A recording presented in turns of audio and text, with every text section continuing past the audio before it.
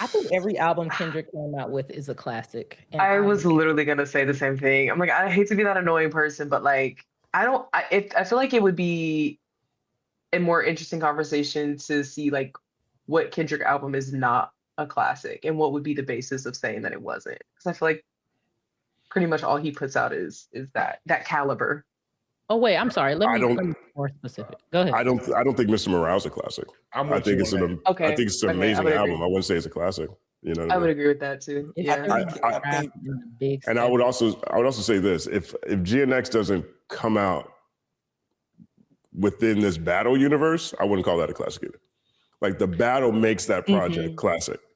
Yeah. All the stuff surrounding it elevates it to a different level. I'm not even sure if that album is received the same way if there's no battle around it.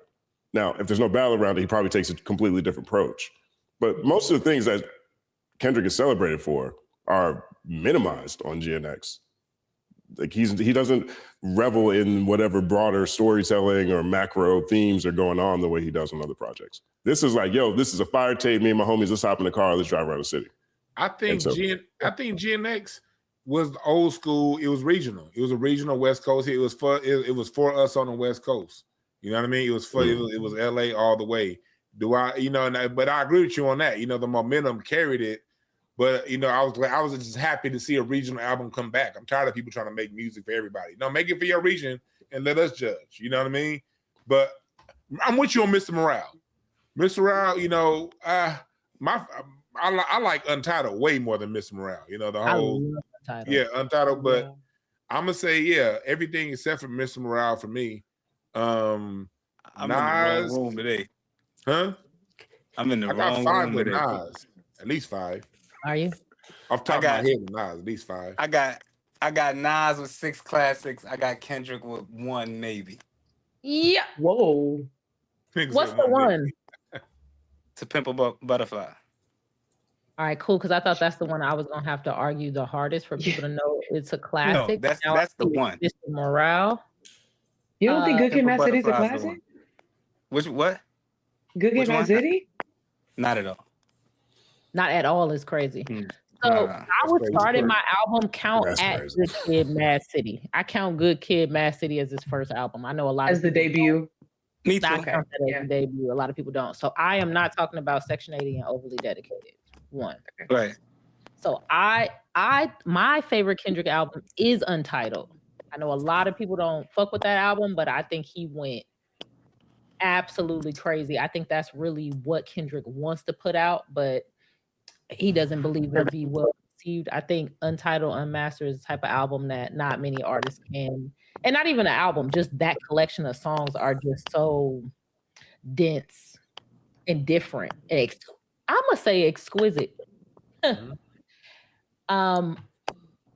And I think the rest of the albums after that are classics. Maybe they're classics in some other modifier, just like you said with GNX on the regional classic level.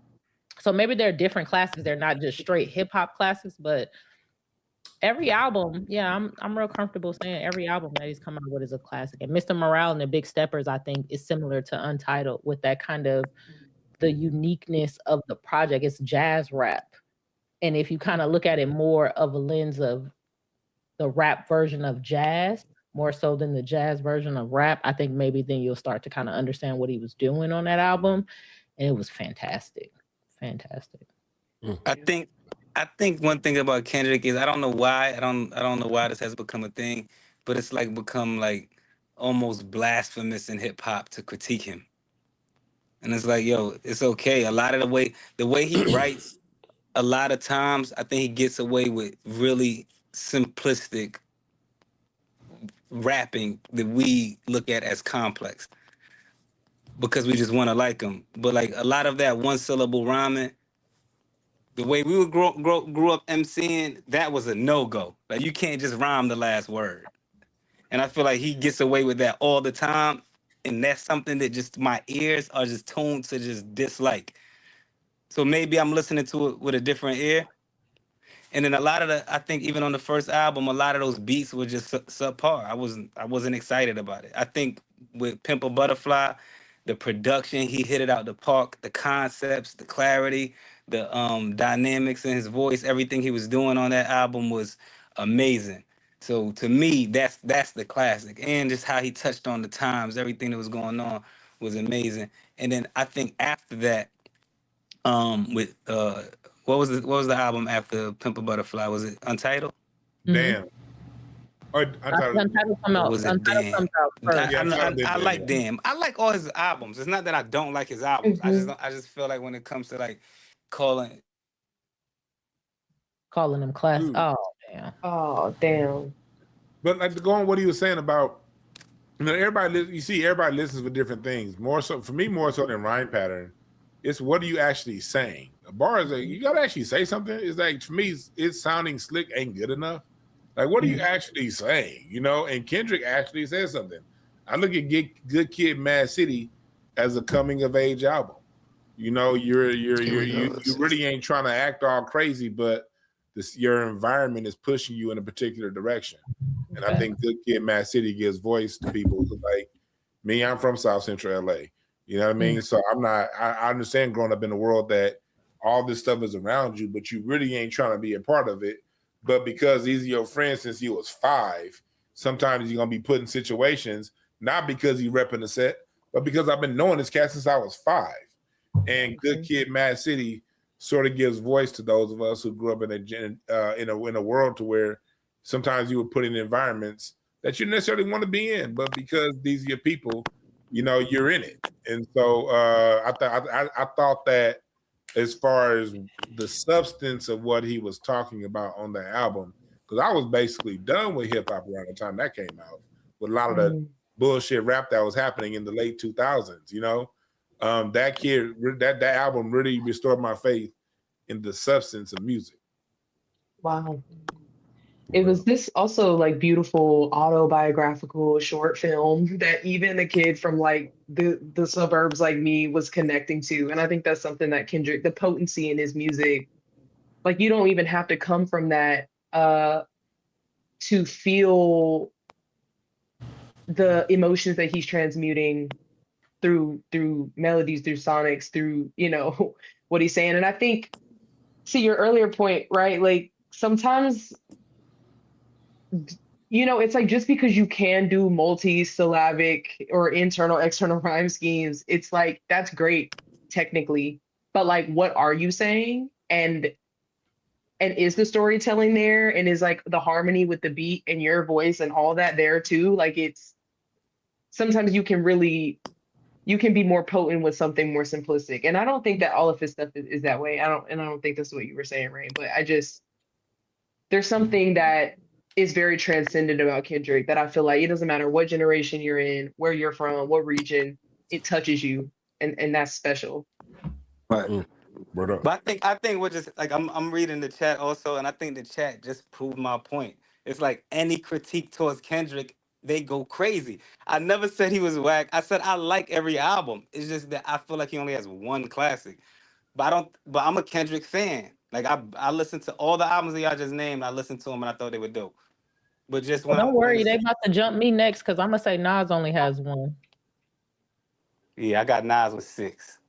6 is crazy. That's a lot. 6. That's a lot. 6? I can't name Yeah. them. 6 classics? He has I 6 feel- albums. I feel like Nas- even I on feel like he only even on does- your description, you think he hit 6 times? Yeah, I feel like with Nas, our biggest gripe with Nas is we comparing everything he does to Illmatic. But you never hear Nas getting compared, like his album being compared to these other albums we call classics. If it's not that clear, then why does that never happen? When Nas drops, he's not being compared to anyone but himself. What 6 albums are classics? The first 3, Illmatic, it was I Am is a classic. It was written as his best album. No, I said I Am. You're considering I Am a classic. Yeah, but I just want to go on the record and say it was written as his best album. That's awesome. But I Am is a classic to you? I Am is a classic. Okay, I'm just making sure I heard that right. Yeah, I Am. Illmatic, it was written I Am. I Am is a classic, but Good Kid, Mad City is not. Just for the record. Oh yeah, I mean, if you listen to like New York State of Mind Part 2, We Will Survive, Kendrick could never rap like that in his life.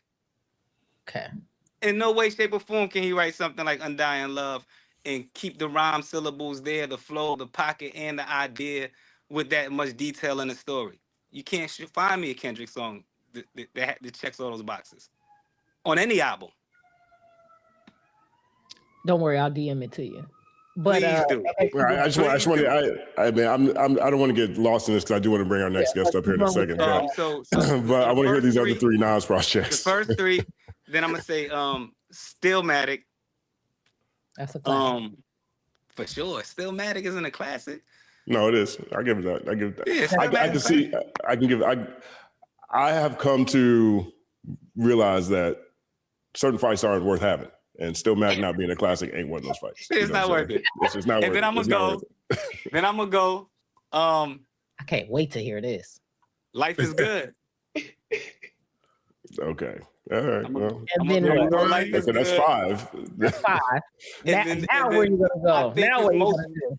Then I think his most recent classic is King Disease 2.